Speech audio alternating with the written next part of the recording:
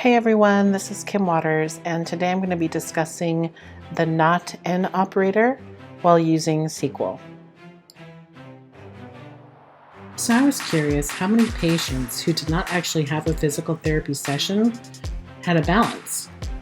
So by doing that, I decided to run a select query using their patient number, last name, and first name, as well as the balance from the patient table where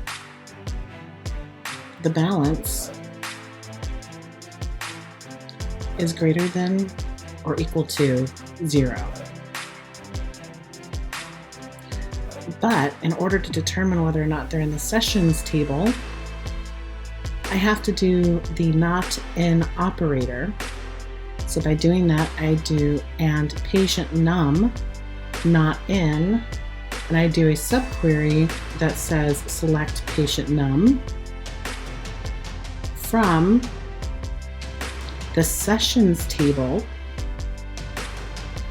and I'm going to end it and I'm going to execute it. Again, I'm using the patient and sessions tables, and now I'm going to hit execute.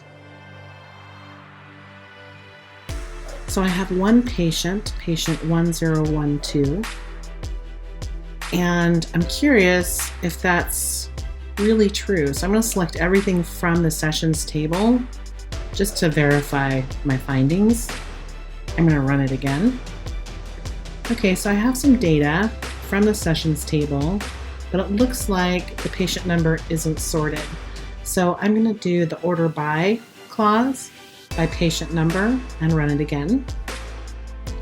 Okay, it's a little better. I'm going to drag it up now and see how many rows there are. And so my patient number from the original query is 1012. That is not found in the second query, so I believe that my query is correct by using the not in feature.